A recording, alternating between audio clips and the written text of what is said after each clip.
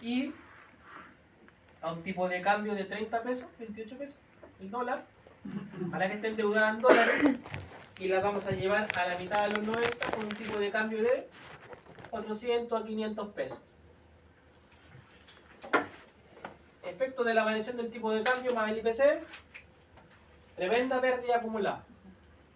Llega esa empresa y compra a una gran empresa, por ejemplo, Embotelladora Andina. A Embotelladora Andina la compró una empresa que estaba muerta, que había desaparecido. Y esa empresa se fusiona. ¿Qué pasa si se fusiona? Se juntan los patrimonios, tengo mi utilidad acumulada, tengo mi pérdida acumulada es más grande, y la absorbe. ¿Y qué es lo que pasa? Queda con pérdida. Y además, en ese tiempo el PPUA aplicaba sobre las utilidades acumuladas, no solamente las del año que recibo por dividendos, sino que todas las que yo pagué. Y me devolvían todos los impuestos de primera categoría acumulados en el libro. Y todos lo hacían. Todos lo hacían. Profe, yo me refería, o sea, me acordaba de eso, pero me refería al derecho que hay sobre la utilidad. Por ejemplo, si yo soy una limitada, somos dos socios, y me fusiono con un tercero o la otra empresa y traigo utilidad acumulada. Esa utilidad acumulada eran derechos de dos socios. Sí. Pero ahora no nos fusionamos. ¿Cuáles son tuyas? ¿Sigo teniendo que dividir cuáles son las mías o pasa a ser todo de la nueva empresa? Pasa a ser todo de la nueva empresa. Y se divide ahora en tres partes. Exacto. Ahora es todo de todo. ¿Ya? Tanto las pérdidas como las utilidades. Pero no tengo derecho a utilizar las pérdidas. ¿Nada de nada? Nada de nada. No puedo traerme una pérdida de otra empresa y juntarla acá. Ley de lucha contra la evasión. Año 2000. O sea, como funciona, no puede gastar las pérdidas acumuladas. No las puedes traer, no las puedes usar. Solo las acumuladas. Solo las utilidades. Las pérdidas acumuladas se pierden. Ahí está ahí queda. Sí. La nueva empresa, claro, seguiría el mismo sistema anterior. ¿Por qué? Porque así pararon las empresas zombies. Claro. Cambio legal. Pero era más fácil que eso. O sea, era más difícil que eso en la práctica, porque había que usar norma antielusiva a través de los principios de la Constitución.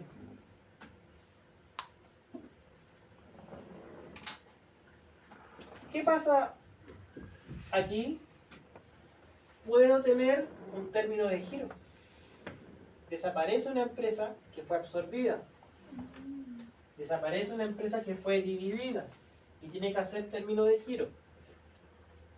A menos que haga un término de giro simplificado. Existe una cláusula que dice en el artículo 69, si la empresa que continúa se hace responsable de todos los otros impuestos, no tiene que hacer término de giro en la que desaparece.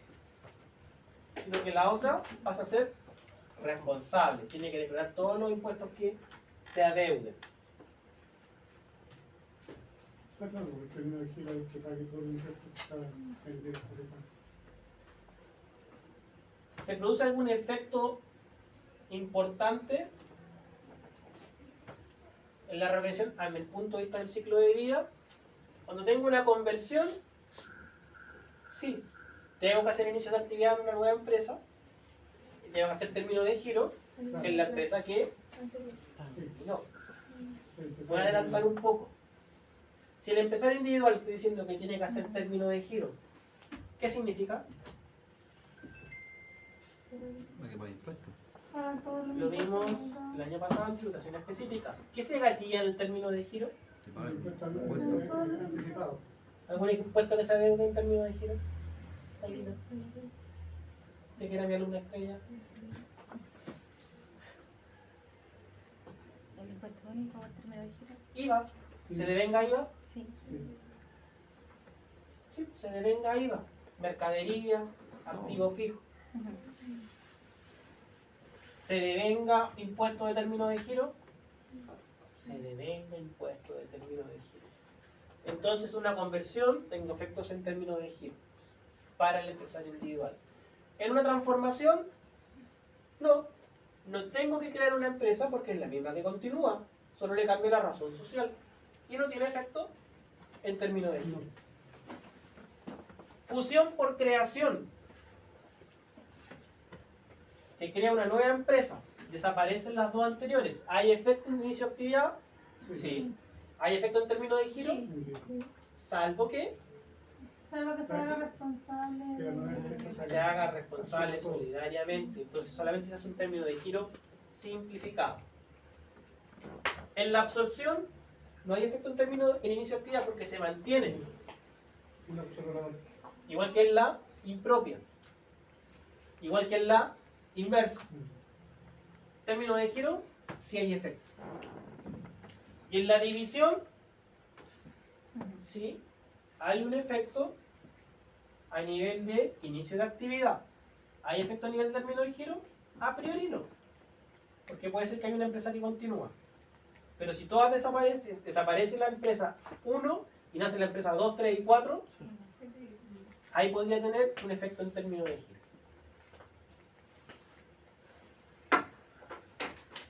Respecto a los dueños.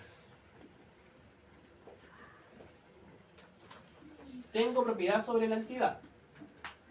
Tengo derechos sociales en sociedad de personas. Hay que ver cómo ha evolucionado el tratamiento tributario. ¿A qué me refiero? ¿Cuál es el tratamiento tributario de los derechos sociales? ¿Cómo los registro respecto a los dueños? Mi contabilidad, ¿cómo están? Al costo histórico corregido monetariamente. Entonces, puede haber un costo y un mayor valor. Y me va a generar una ganancia de capital. Perfectamente. En el caso de las acciones, lo mismo. ¿Ya?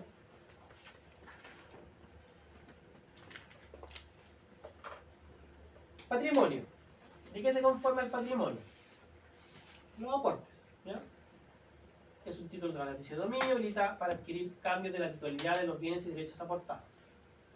En el caso de conversión y fusión, opera un título traslaticio de dominio. Supongamos que tengo acciones.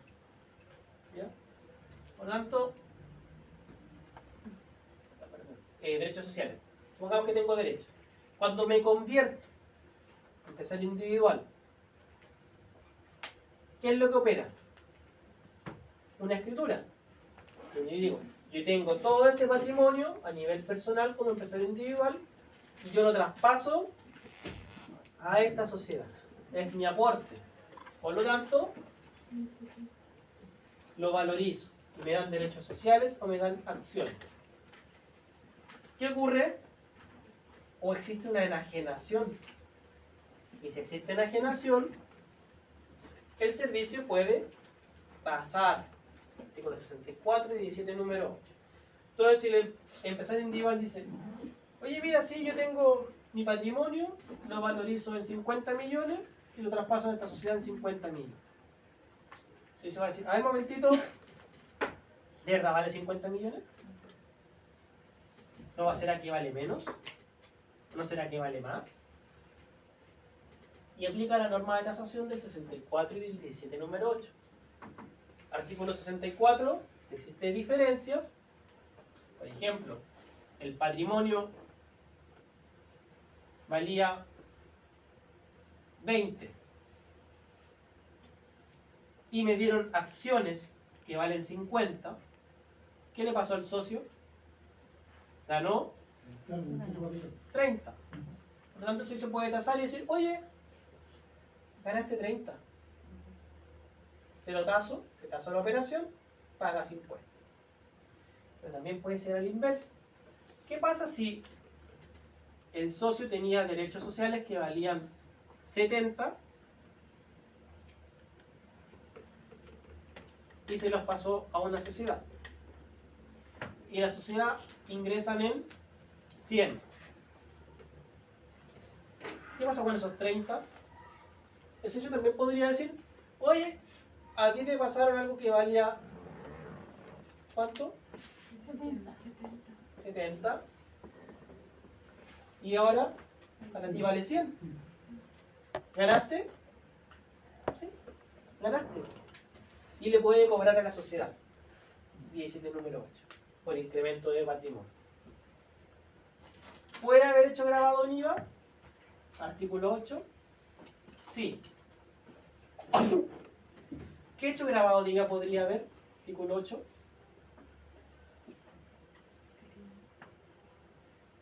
No me digan, no estoy chumbado.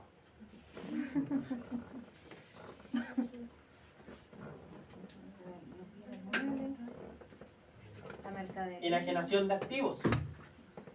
Enajenación de mercaderías. Por lo tanto, ¿puede haber hecho grabado? Podría haber hecho grabado. Tengo derechos y deberes corporativos y patrimoniales, representados en los títulos, que son las acciones, o los derechos sociales, según lo que sea. Y esto me permite participar en los beneficios y contribuir a las pérdidas.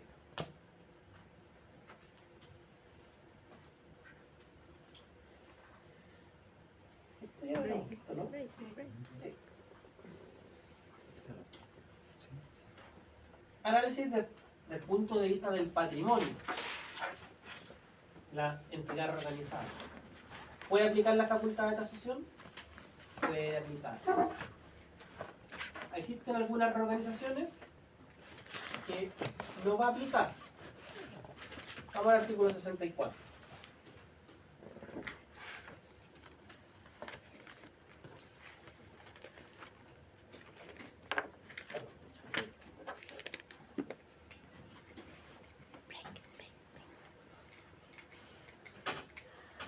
Debe 8.3.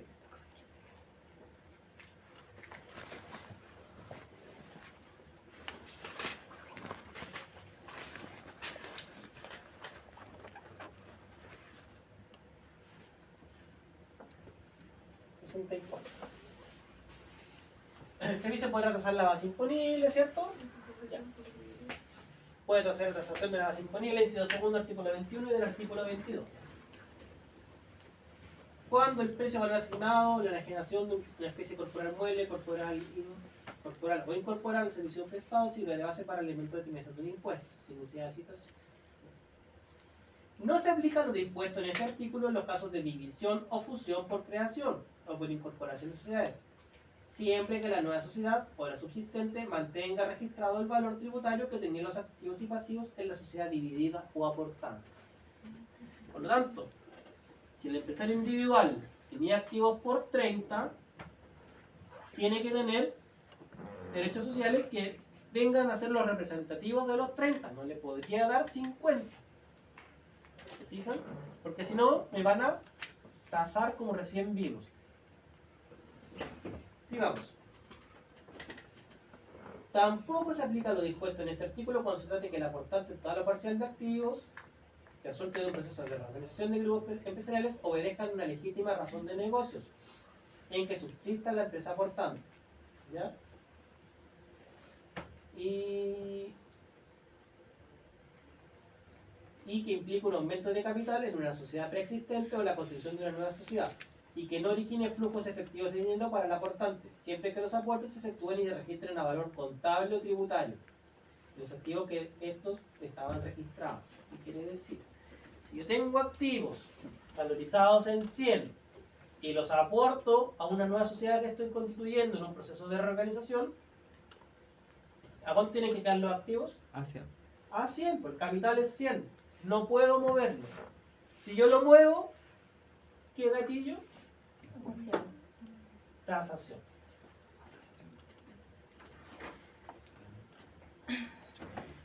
Normas del artículo 64 respecto a reorganización.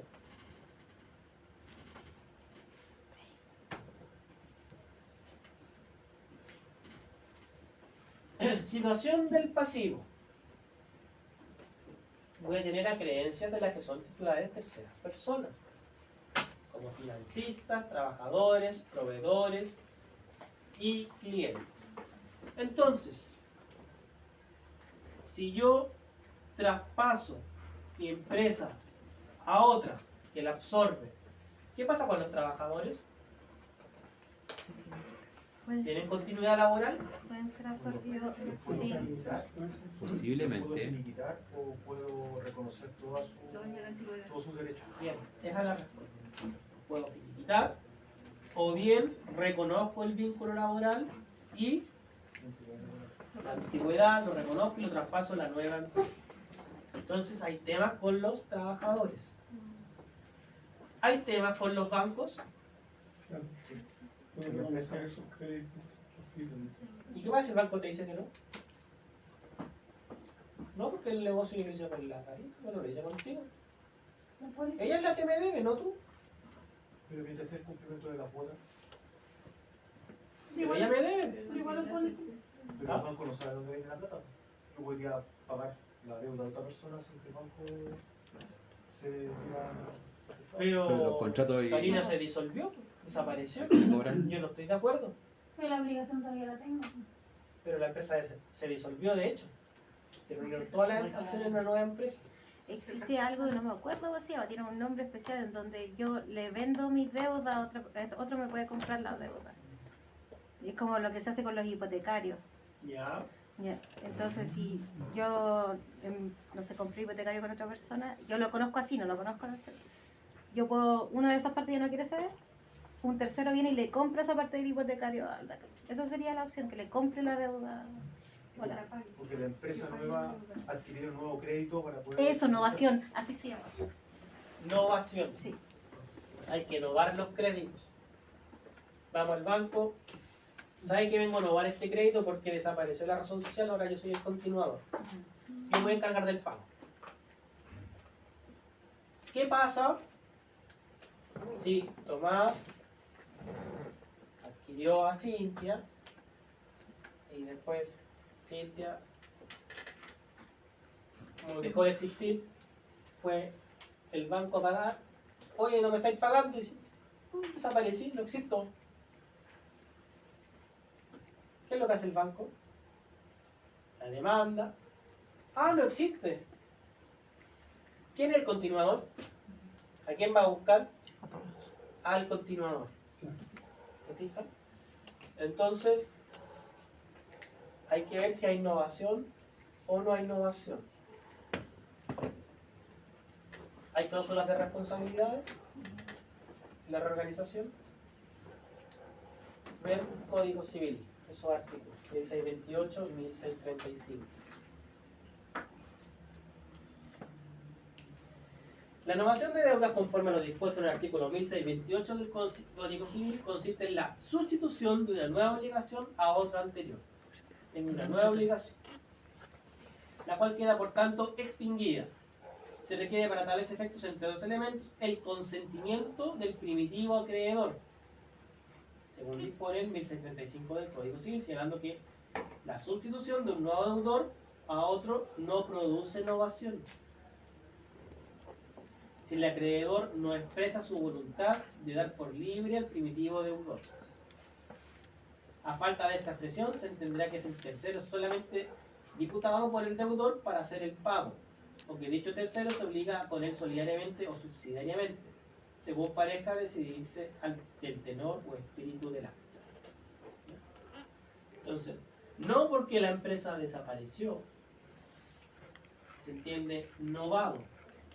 Yo lo que estoy haciendo es pagando a nombre de, pero si quisiera novarlo, tendría que hacerlo.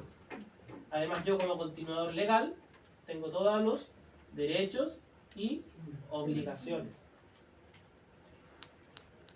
Profe, ¿Sí? ¿qué pasa con la figura legal de las sucesiones? Esa también es una reorganización. Pero no estamos viéndolo todavía. Además, difícil. Ahora, si quieres, se la puedo dejar de tarea. No, gracias. Ya.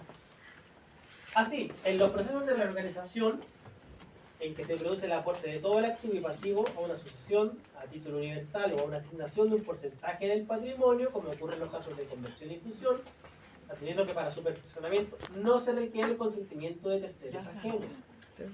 No se puede considerar que las obligaciones frente a los acreedores sean novadas.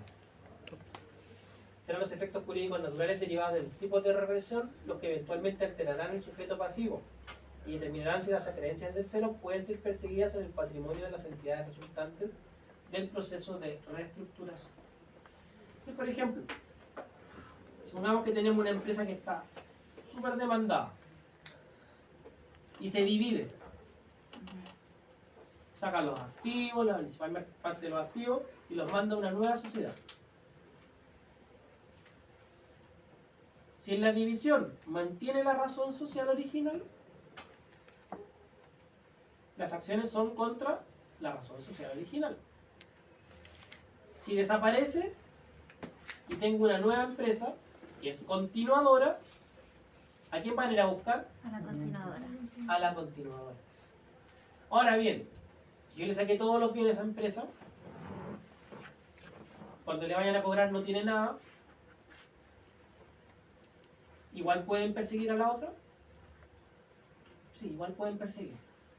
Ahora, eso es parte de la reorganización empresarial. Claro, porque en alguna parte hay que buscar los activos. Exacto, pues tienen que ir a buscarlos. Ese es el problema de los abogados, el tema ahí es la prescripción. ¿Ya? ¿Por qué? Porque si voy a demandar a esta y pasa el tiempo y tengo 5 años para hacerlo y supongamos que ya voy con 2 años corriendo y después resulta que esta no era, tenía que ir a buscar otra, puede ser que se me haya pasado los años. Por otra parte, desde la perspectiva del deudor, de entidad reorganizada, los pasivos registrados representativos de las correspondientes obligaciones de la entidad reorganizada no se extinguen, sino que subsisten. Así el carácter de diputado para el pago del acreedor será suficiente para generar los efectos propios de esta operación. Entonces yo me los traigo a mi balance, me traigo los pasivos. En los casos de reorganización empresarial en que la entidad reorganizada subsiste, los pasivos continúan radicados en ella, en razón de la continuidad de la personalidad jurídica. Esto ocurre en la transformación y en la división. Por lo tanto, si tengo una división, los pasivos siguen en la primitiva, salvo que los haya novado y los pueda traspasar a una de las nuevas.